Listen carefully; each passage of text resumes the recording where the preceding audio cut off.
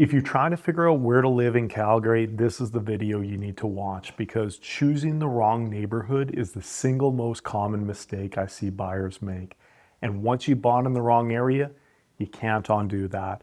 So in this video, I'm going to break down the best communities in Calgary for families and professionals right now in 2026.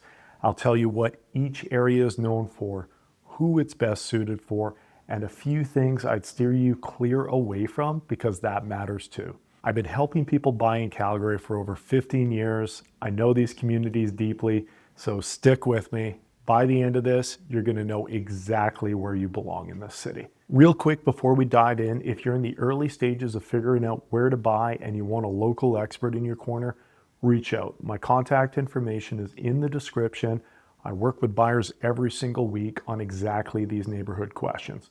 Whether you're moving in from out of province or you've been in Calgary for years and you're ready to make a move, no pressure, no pitch, just good advice. Description is below. All right, let's get into the neighborhoods. Let me give you the lay of the land quickly because if you're not deeply familiar with Calgary, the city can feel a little bit overwhelming to navigate. It's big, over 1.5 million people, and here's something that surprises a lot of people coming from places like Ontario. Calgary's landmass is about 35% larger than Toronto's. We're talking about 848 square kilometers compared to Toronto's 630. So when I say Calgary's spread out, I mean it. Understanding that up front helps a lot when you're looking at communities. The city is laid out in quadrants: northwest, northeast, southwest, and southeast. Each quadrant has its own vibe, its own price point, and its own strength. The Bow River runs through the city as a natural dividing line, with downtown sitting roughly in the middle. Communities fan out from there, with newer developments generally happening further away from the downtown core. Now, here's what I tell every client up front. The buyers I work with most often end up in either the southeast or the northwest.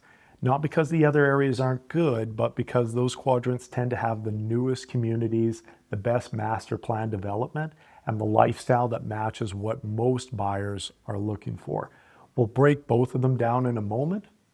One more thing before I start naming neighborhoods is the best area for you depends heavily on your lifestyle priorities. Are you prioritizing school zones, commute times, outdoor access, new construction, urban walkability? Once you're clear on that, the decision is going to get a lot easier. So keep that in mind as I walk through these communities. Let's start with families because this is the most common profile I work with. And if you've already watched my first video, you've heard me mention Mahogany and Legacy. So let me go a level deeper here and I'll actually help you understand the differences between some of these communities so you could start narrowing things down. Now, Mahogany is the premium option in the Southeast. You're looking at detached homes starting around 700,000 and going well past the 1 million mark for larger or upgraded builds. What you're paying for is the exclusive lake, the beach club, and the pathway system, and a community that has genuinely proven itself over time. The commercial base along Mahogany Boulevard is growing fast, the schools are established, and the community has a mix of families at different stages, which creates a really stable and grounded feel. If budget allows and lifestyle matters, this is the one I recommend most consistently. Now, Legacy just sits west of Mahogany and gives you a slightly lower entry point, typically around 600,000 to 850,000 for detached homes. It's newer in some pockets, which mean you could still get into a brand new build without paying Mahogany premiums. The demographic is a little bit younger, the pathway system is excellent, and the community has been growing fast enough that the amenities are keeping up with the population, and that's important. So for buyers who want the Southeast lifestyle with a bit more flexibility on price, Legacy is usually where I point them. Seton is the one that surprises people the most. It's not a traditional suburb. It's a full urban district. You got the South Health Campus right there, the world's largest YMCA with 2 NHL-sized rinks, an Olympic pool. Right around the corner is a VIP movie theater, restaurants, and a commercial strip that just feels alive. Home prices in Seton run in between Mahogany and Legacy, but you're getting a completely different lifestyle. If you're a family that wants walkability and amenities outside the door rather than that quiet residential feel, Seton is worth exploring at the top of your list. Now, here's some I want to address directly because it comes up in almost every conversation I have with buyers.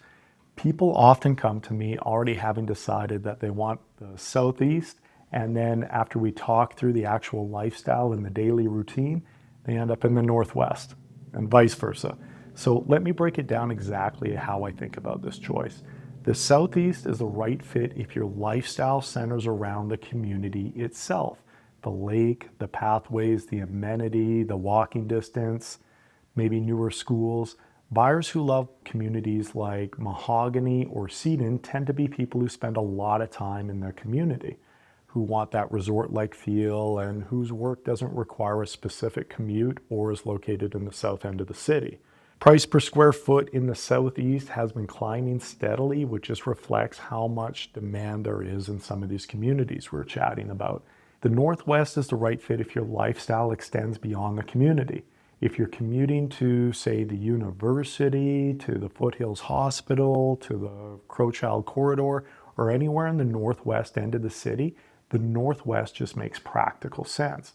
You're also on the right side of the city every time you head to Cochrane or the mountains for the weekend. So communities like Tuscany and Rocky Ridge also have strong schools, mature tree lines, an established feel that newer Southeast communities are still working towards.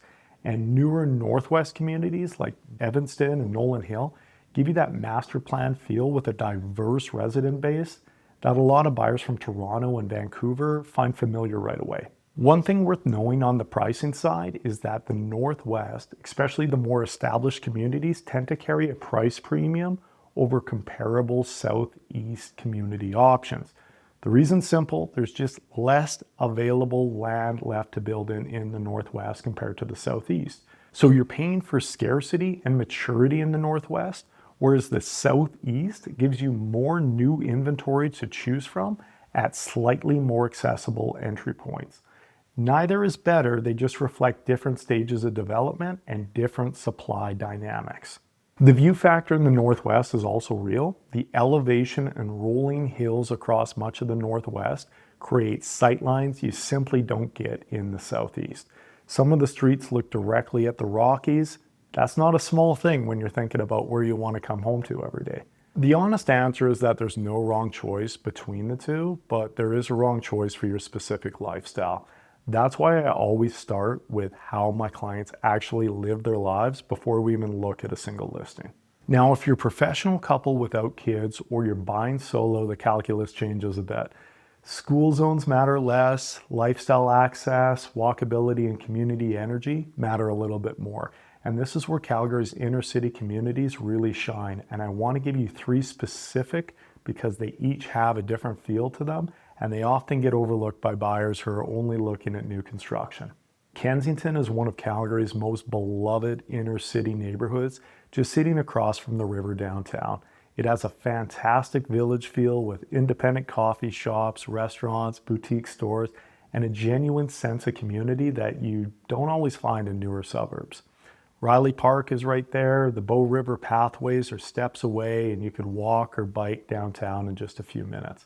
It's going to attract a lot of young professionals who want urban energy without feeling like they're in the middle of a high-rise district. Bridgeland sits just northeast of downtown and has been one of Calgary's most exciting neighborhoods to watch over the last decade. It's got a really eclectic dining scene right along First Avenue, tree-lined streets, great Bow River pathway access, and a mix of character homes along modern condos. It's walkable, it's close to downtown, it has that trendier inner city feel that a lot of buyers from Toronto or Vancouver find really familiar and appealing. People refer to it as one of the trendiest neighborhoods in the city right now, and honestly, the reputation is deserved. Marda Loop sits in the southwest, and it's a different kind of inner city experience. It's centered right around 33rd and 34th Avenue in the southwest, and it has a strip of independent restaurants, coffee shops, boutiques, and pubs that has that real energy without feeling like a tourist trip. It's genuinely local. And the surrounding residential streets, particularly in the Altador area, have beautiful mature trees, great parks, and easy access to the Elbow River. Average prices in Altadore run higher than the Calgary average, which tell you something about the demand. If you want a neighborhood with character, more walkability, and long-term investment strength, Marda Loop is going to be one of the top inner city communities worth a serious look. Let's talk about what to avoid, because nobody else on YouTube is going to tell you this, and I think it matters. I'm not going to name specific communities as bad because every area has good pockets. What I will tell you though is to watch out for a few patterns. First, communities that were built quickly during Calgary's boom periods with builders who cut corners on quality. Some homes built during those cycles have real issues, structural, mechanical, or just poor materials.